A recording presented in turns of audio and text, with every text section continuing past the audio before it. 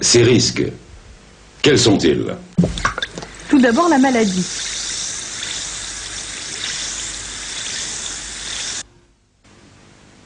Le chômage.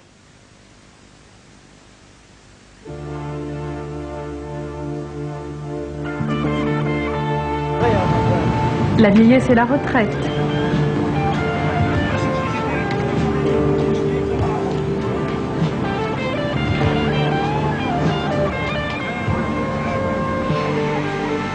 Les accidents du travail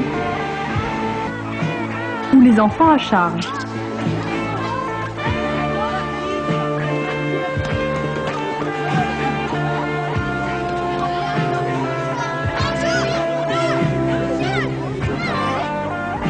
Choisissons la maladie comme exemple.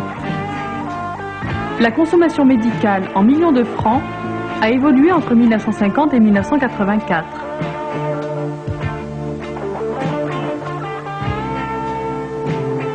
Sur la même période, et uniquement en soins hospitaliers, voilà l'évolution.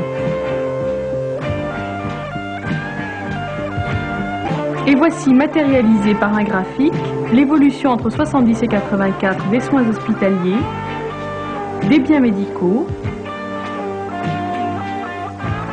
et des soins pharmaceutiques.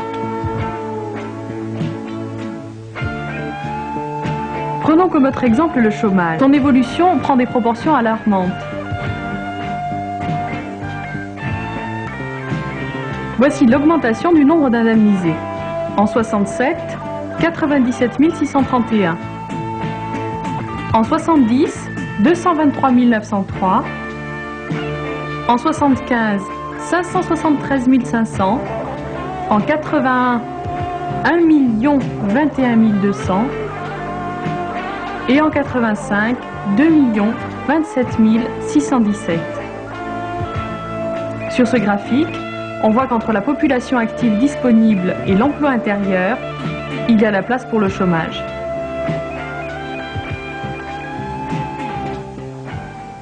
Vous avez pu remarquer l'évolution de la consommation médicale entre 1950 et 1980.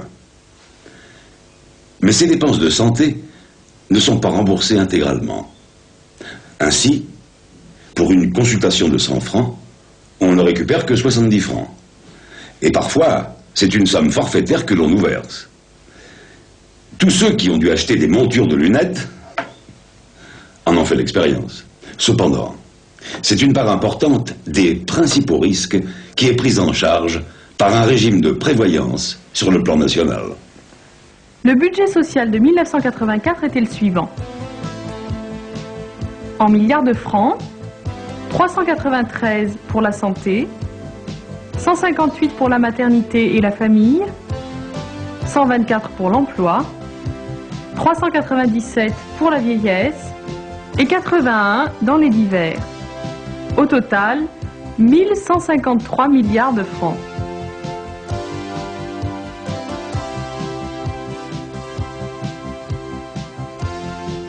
Ces différents postes de prestations sociales ont évolué entre 1960 et 1983. Sur 100 francs versés, cette évolution peut se traduire dans le tableau suivant.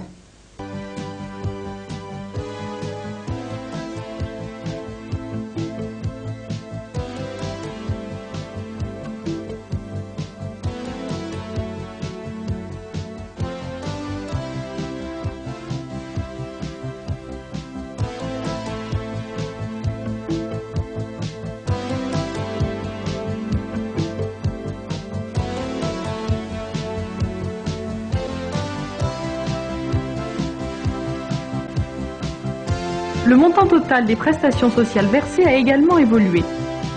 Le PIB, ou produit intérieur brut, c'est l'ensemble de la richesse produite ou valeur ajoutée par toutes les personnes résidentes en France, quelle que soit leur nationalité. Grâce à ce tableau, nous pouvons constater l'évolution du pourcentage des prestations sociales par rapport au PIB. 18% en 1970, 24% en 1980,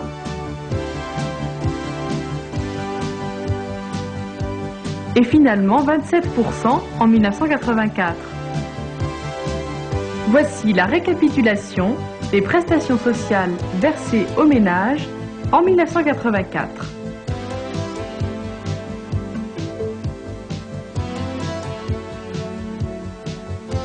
« 393 pour la santé, 158 à la maternité et à la famille, 124 à l'emploi, 397 à la vieillesse et 81 en divers. » Quelles sont les ressources qui permettent de verser ces prestations? Pour une part, un versement de l'entreprise lié au montant des rémunérations versées.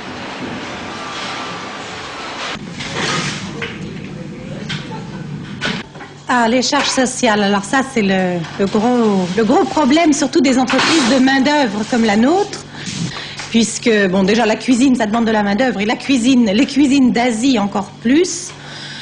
Les charges sociales représentent à peu près 52% des salaires, plus tout le travail de déclaration qui n'est pas rien. Et on peut, en gros, dire rapidement, lorsqu'on donne 100 francs à une cuisinière, en fait, on dépense 152 francs. Et puis d'un prélèvement sur la rémunération des personnes actives d'environ 15%.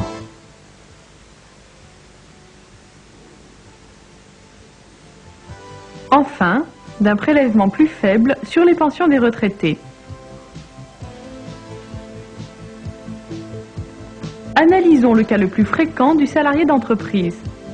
Sur sa fiche de paie figure un salaire brut de 5 700 francs.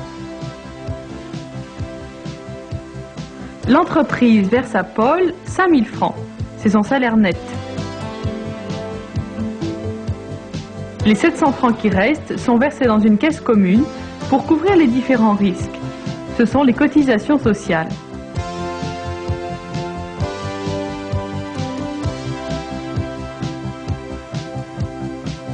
Pour alimenter cette caisse, l'entreprise verse aussi sa part de cotisation sociale sur le salaire de Paul, soit 2100 francs. 5000 francs de salaire brut, 700 et 2100 de cotisation sociale, le coût du travail est de 7800 francs.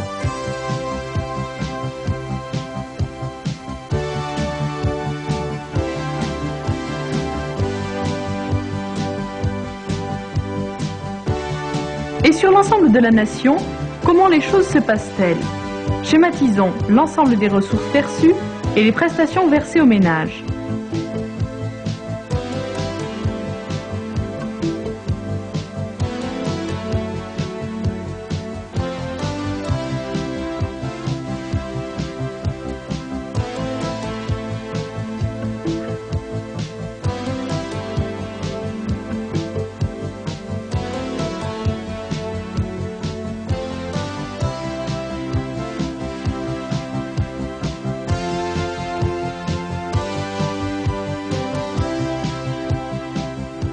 L'objectif est de réaliser l'équilibre entre les prestations versées et les cotisations reçues.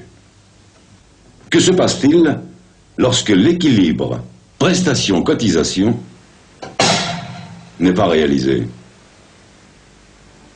Quelles sont les causes possibles du déséquilibre? Le nombre de retraités augmente. Ou bien le nombre de chômeurs augmente. Ou encore, on veut alléger les charges des familles nombreuses pour encourager la natalité, par exemple. Enfin, les dépenses de maladie ne cessent d'augmenter. Quelle que soit la cause du déséquilibre, les ressources ne suffisent plus à couvrir les prestations versées. Ou trouver un nouveau financement. Quelles sont les sources possibles du financement? Première possibilité, on augmente le prélèvement sur les salaires. Le salaire net versé n'est plus que de 4 800 francs et comme conséquence, la consommation de biens et de services diminue car il y a une baisse du pouvoir d'achat.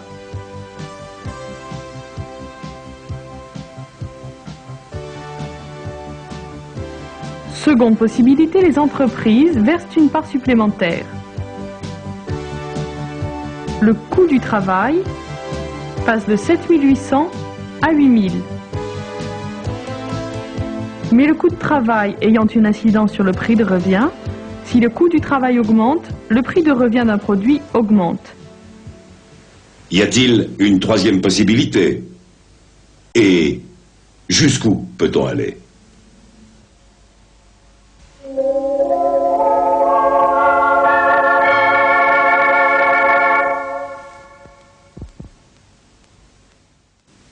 Nous voici arrivés près du terme de notre démonstration. Ce que je vous propose pour le bouquet final, c'est de reprendre tous ces éléments que l'on vous a expliqués et de les regarder fonctionner les uns par rapport aux autres. Autrement dit, voyons comment s'agencent et s'organisent les différents courants de notre vie économique.